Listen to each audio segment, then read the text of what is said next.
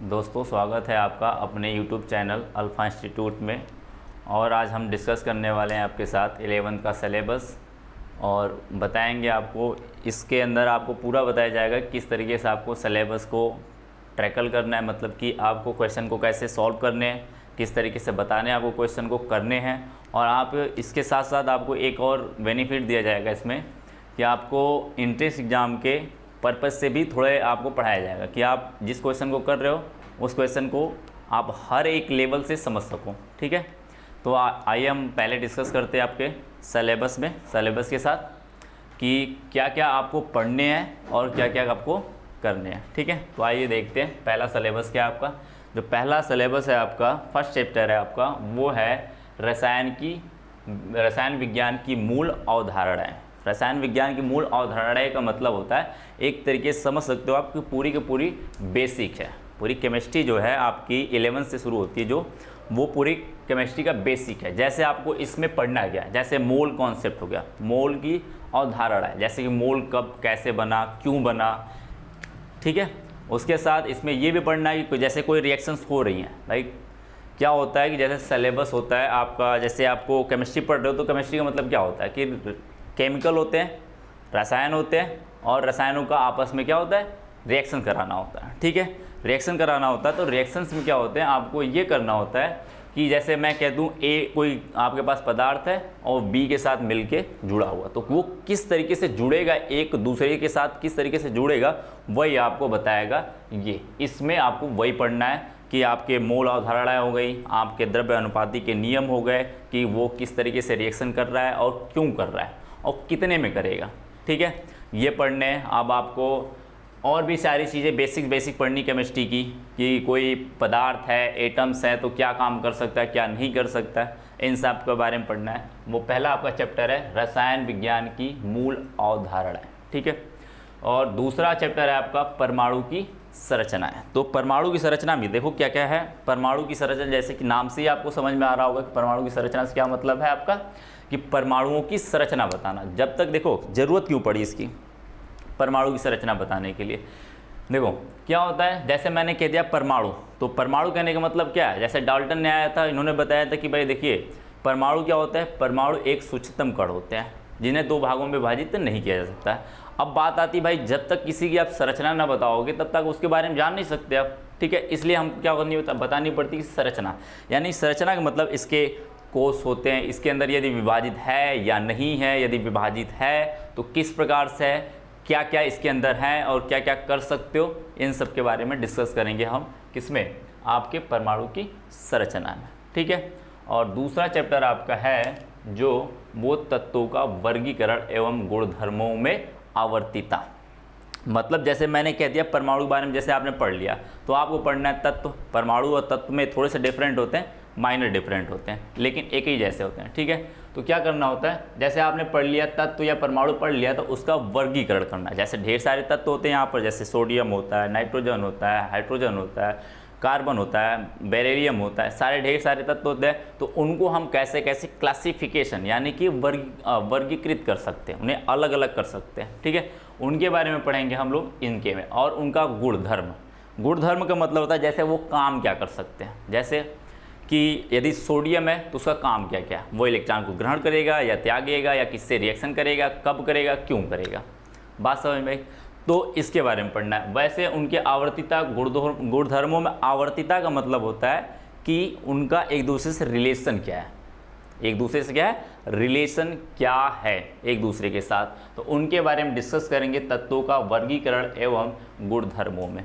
ठीक है, और जो रासायनिक चौथा चैप्टर जो है आपका, वो है रासायनिक आबंधन, या फिर मैंने इसको थोड़े से आपको इजी बनाने के लिए लिख दिया बीच में बंध का मतलब तो जुड़ना। ठीक है, जैसे रासायनिक किस तरीके से कोई रसायन आपस में जुड़ता है उनके बारे में देखना है। ठीक है, और तथा उनका आणविक संरचना, जैसे आपने परमाणु की संरचना पढ़ी है उसी तरीके से आणविक क्या होता है, अणु क्या होता है, दो या दो से अधिक परमाणुओं के एक निश्चित अनुपात में मिलने से जो बनता है उसे क्या कहते हैं हम, अणु। और उस अणु की संरचना को हम लोग कहते हैं आणविक संरचना। ठीक है, इंग्लिश में कहते हैं मॉलिक्यूलर स्ट्रक्चर। तो उनके बारे में भी डिस्कस करेंगे। यदि अणु बन गया, जैसे मैं कह दूं O2, तो इसका स्ट्रक्चर क्या हो सकता है? ये अणु के रूप में, जैसे ऑक्सीजन क्या होता है, परमाणु होते हैं, 2 ऑक्सीजन मिलके क्या बना लिए, 2 ऑक्सीजन मिलके क्या बना लिए आपके O2 बना लिए। तो इस अणु की संरचना क्या होगी? क्योंकि आपने पिछले वाले चैप्टर में पढ़ा हुआ था, दूसरे चैप्टर में परमाणु की संरचना, तो वहाँ पे अब हम क्या पढ़ेंगे, अणुओं की संरचना। ठीक है, थोड़े से एडवांस में जाएंगे। और इनके बीच में बंध कि ये दोनों ऑक्सीजन जो है, ये ऑक्सीजन और ये ऑक्सीजन आपस में किस तरीके से जुड़े हुए हैं, उनके बारे में डिस्कस करेंगे। ठीक है, और आपका जो नेक्स्ट 5वां चैप्टर है वो है आपकी द्रव्य की अवस्था है। जैसे आपने 9th में पढ़ा होगा एक चीज़, द्रव्य या पदार्थ कह सकते हो। तो क्या पदार्थ क्या होता है? जो स्थान घेरता हो और जिसके अंदर क्या होता हो, द्रव्यमान होता है, उसे क्या कहते हैं हम लोग, द्रव्य या पदार्थ कहते हैं, और अंग्रेजी में से मैटर कहते हैं। ठीक है, तो अब उनकी अवस्थाओं के बारे में पढ़ना है। जैसे आपने पढ़ा होगा कि 9th में द्रव्य की 5 अवस्थाएं होती हैं, मेनली 5 अवस्था होते हैं, लेकिन मेनली 3 ही अवस्था आपको पढ़नी होती है, ठोस, द्रव, गैस। एक बोस-आइंस्टीन और एक प्लाज्मा आपको पढ़ने नहीं होते, उनके बारे में डिस्कस नहीं करेंगे। यहाँ पर 3 ही अवस्थाएं हमको मेनली पढ़नी है। कौन सी? ठोस, द्रव, गैस। कौन सी पढ़नी है भाई? आपको पढ़नी है ठोस पढ़नी है, और द्रव पढ़नी है आपको, और क्या पढ़नी है, गैस।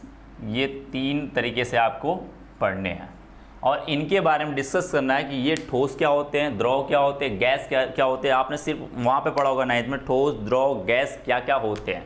ठीक है, तो अब हम इससे आगे पढ़ेंगे, इससे 11th में क्या करेंगे, उससे थोड़े से आगे पढ़ेंगे कि ठोस है तो किस प्रकार से काम करेगा, क्या क्या कर सकता है, कौन कौन से पदार्थ ठोस होते हैं, उनके काम क्या होते हैं, उनके गुण क्या होते हैं, उनके भौतिक गुण क्या होते हैं, और उनके उपयोग क्या होते हैं, इनके बारे में पढ़ेंगे। उसी तरीके से द्रव के बारे में पढ़ेंगे, उसी तरीके से गैस के बारे में पढ़ेंगे, और सारे सब कुछ यहाँ पर डिस्कस करेंगे। और एक बात ध्यान रखना, हमारे साथ जुड़े हो तो हम आपको बोर्ड के एग्ज़ाम के साथ साथ आपको हम कोशिश करेंगे कि आपका एंट्रेंस एग्ज़ाम की भी चीज़ें कवर हो, जहां तक आ सके, जहां तक हो सके हम आपको प्रोवाइड करने की कोशिश करेंगे कि भाई आप इसके साथ साथ काम कर जाओ, आप अपने एग्ज़ाम में भी इसको डिस्कस करो और अपने एग्ज़ाम में आसानी से इसको कर जाओ, क्योंकि थोड़े से ही बताना होता है और आपको काम कर जाओगे। ठीक है, और आपको पढ़ना है नेक्स्ट चैप्टर है आपका 6 जो है वो ऊष्मागतिकी है। क्या है? ऊष्मागतिकी, या फिर अंग्रेजी में कहें इसको थर्मोडायनेमिक्स है। क्या है?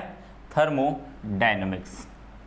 ठीक है, तो इसके बारे में पढ़ना है, ऊष्मागतिकी के बारे में पढ़ना है आपको। क्या होता है ऊष्मागतिकी? यानी कि ऊष्मा तो जानते हो, हीट, जिसे कहते हो आप लोग इंग्लिश में हीट कहते हो।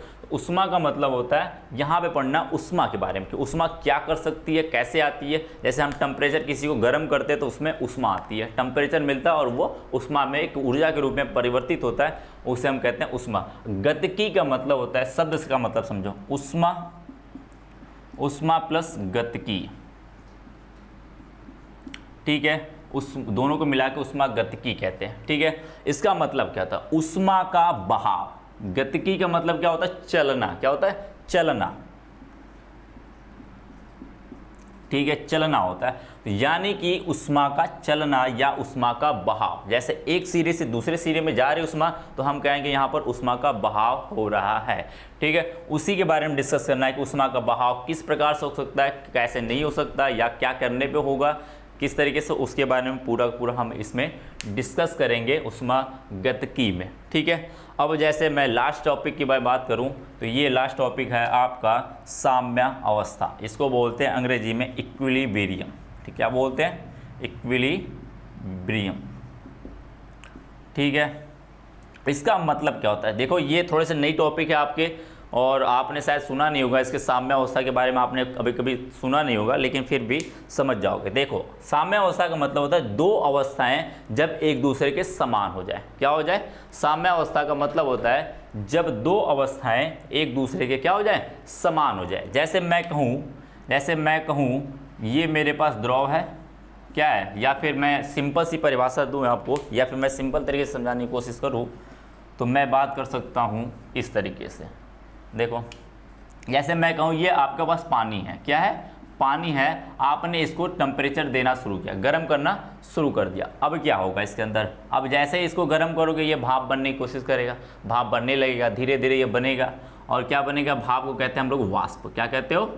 वाष्प कहते हो। ठीक है, अब ये वाष्प बनने की प्रक्रिया शुरू हो जाएगी। तो क्या होगा इसके अंदर, अब जैसे जैसे टेम्परेचर बढ़ाओगे वैसे वैसे वाष्प बनती जाएगी, वैसे वैसे बनती जाएगी। तो क्या करेगा, एक समय ऐसा आएगा जब पानी और वाष्प दोनों क्या हो जाएंगे, बराबर है। जो इसकी मात्रा खत्म होगी वही इसकी मात्रा बढ़नी शुरू हो जाएगी।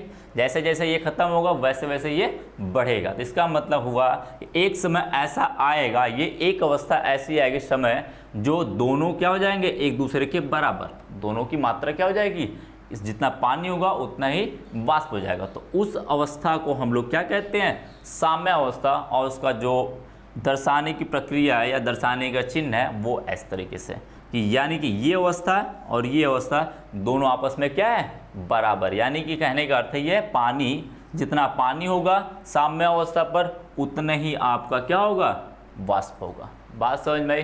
तो उसकी अवस्था के बारे में पढ़नी है और उसके साम्य अवस्था। जब कोई चीज़ साम्य अवस्था पे हो जाती है तो उसके अंदर क्या क्या कर सकते हो, क्या क्या नहीं कर सकते हो, हम उसी को डिस्कस करेंगे अपने इस वाले चैप्टर में। ठीक है, तो साम्य अवस्था में हम डिस्कस करेंगे इसको। ठीक,